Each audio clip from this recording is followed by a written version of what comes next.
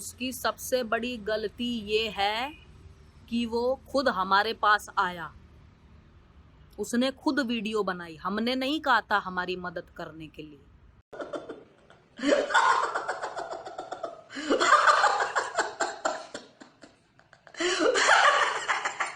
Hello everybody, आज हम लोग डिस्कस करने वाले हैं इंडिया में होने वाली डोनेशन, चैरिटी, फंड रेजिंग, इन स्कैम्स के बारे में। ये जो एंटायर वीडियो है रैंट वीडियो है ये, और it is completely based upon our assumptions and for what we have seen for ourselves. जो हमने खुद देखा है, एक्सपीरियंस किया है, उसके ऊपर बात होगी, उस बेसिस पे बात होगी। न्यूज़ में जिस तरह से दिखाते हैं, सोशल मीडिया पे जैसे दिखाते हैं, फेसबुक पे, इंस्टाग्राम पे, यूट्यूब पे जैसी जैसी बातें उठती हैं इन चीज़ों को लेके, उसके ऊपर ही आज बात होगी। क्या है? क्या तुम पागल है? No. अरे यार, बाबा के ढाबे की स्टोरी के बारे में आप सबको मालूम होगा ही, और मैं वो स्टोरी नहीं दोहराने वाली हूँ क्योंकि मेरे को टाइम खोटी नहीं करने का है। हमारी मदद कोई नहीं करता, कोई भी आपकी हेल्प नहीं, आप ही उन लोगों को खाना खिलाते हैं। सब खिला रहे हैं। सबसे बड़ी उसकी गलती ये है कि हमने उससे कोई मदद मांगी नहीं। अच्छा जी, बिल्कुल ना हम उसके पास गए।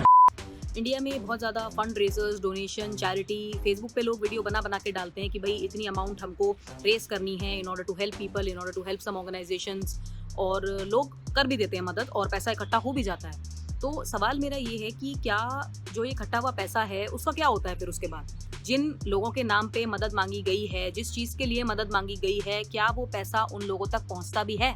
अभी रिसेंटली कोरोना वायरस को लेके एक पीएम केयर रिलीफ फंड बना था, और उसके बाद इस पे कितने एलिगेशंस लग चुके हैं। कई पॉलिटिकल पार्टीज ने, ऑपोजिशन ने, कई लोगों ने बहुत ज़्यादा एलिगेशन लगाए उसके ऊपर कि जो पैसा इकट्ठा किया गया था वो लोगों तक नहीं पहुंचा। कोई प्रूफ नहीं है इस चीज़ का कि वो अमाउंट लोगों तक गई भी है या नहीं गई है, जिस पर्पज़ के लिए वो क्रिएट हुआ था वो फुलफिल हुआ भी है या नहीं है, कोई प्रूफ नहीं है इस चीज़ का, और लोगों ने बहुत एलिगेशन लगाए।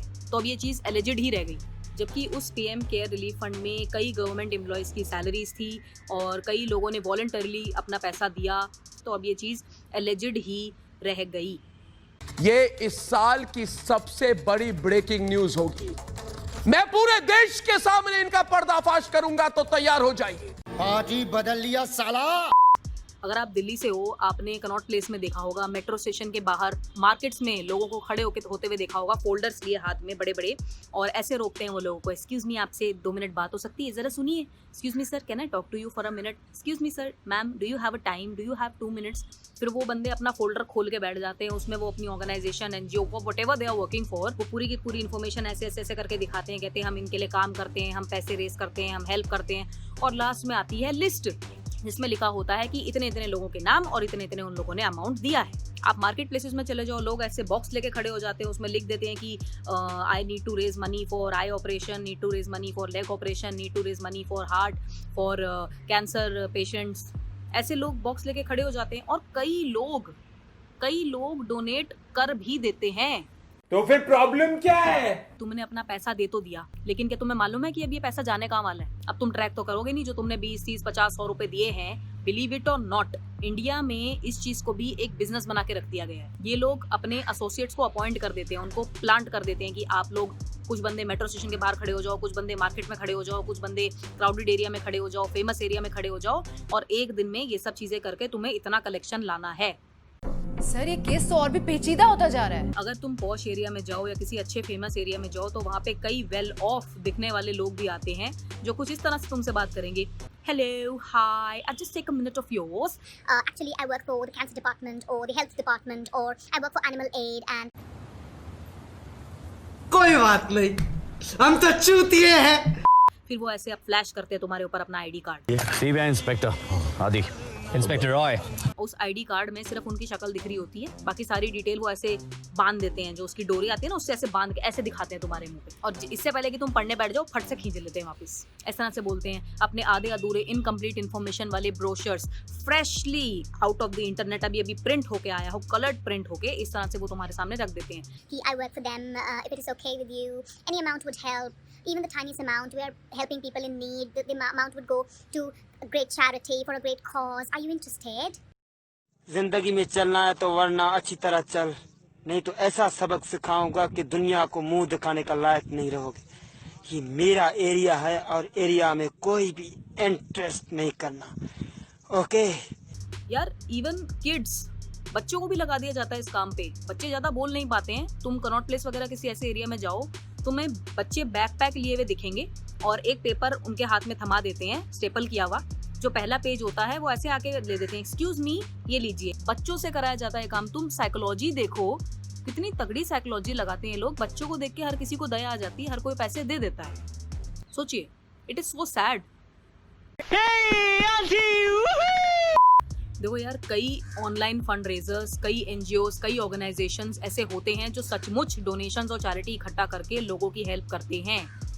जो एनिमल एड में जो पैसा दिया जाता है, कई ऐसे होते हैं जो सचमुच एनिमल्स की हेल्प करते हैं, लेकिन इन फेक्स एंड फ्रॉड्स की वजह से उन तक भी पैसा नहीं पहुंच पाता। हमको पता कैसे लगेगा कि क्या फेक है और क्या रियल है?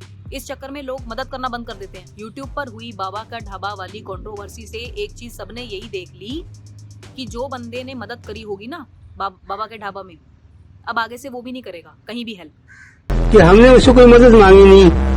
अच्छा, सबकी हार्ड अर्न मनी होती है। हर कोई मेहनत से पैसा कमाता है।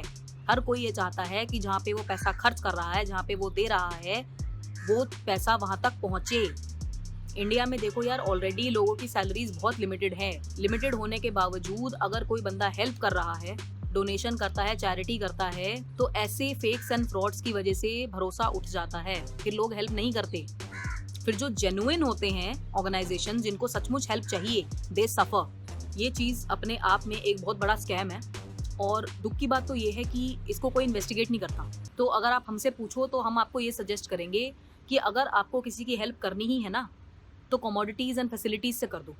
फूड दे दो, कपड़े डोनेट कर दो, मेडिसिन्स, ब्लैंकेट्स, ड्रिंकिंग वाटर, ये सब चीज़ें आप दे दो कैश देने के बजाय। एक पल को ये सारी कमोडिटीज़, ये सारी फैसिलिटीज़ उन बंदों तक पहुंच भी जाएंगी, लेकिन आपका दिया हुआ कैश या पैसा किसी की गलत नियत और लालच की वजह से उन तक शायद ना भी पहुंचे। इस वीडियो के सामने आने के बाद सवाल तो बनता ही है। और अगर आपको सचमुच किसी की हेल्प करनी है and you consider them capable enough, तो आप उनको शॉर्ट टर्म, पार्ट टाइम या सीजनल एम्प्लॉयमेंट दे सकते हैं। Car wash, gardener, housemaid, migrant labour, इस तरह की जॉब्स आप उनको दे सकते हैं, only after proper police verification. Baba ka Dhaba वाली कंट्रोवर्सी से ये ब्रॉड चीज़ हमको दिखाई दी, तो आज हम लोगों ने आपके सामने डिस्कस कर ली।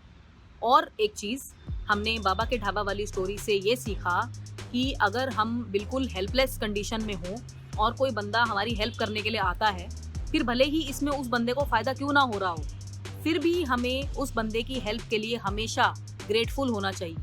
हमें हमेशा शुक्र मनाना चाहिए उसका। वीडियो अच्छी लगी हो तो लाइक कीजिएगा, सब्सक्राइब कर लीजिए रैंटी रोना चैनल को, and I will see you guys in the next one.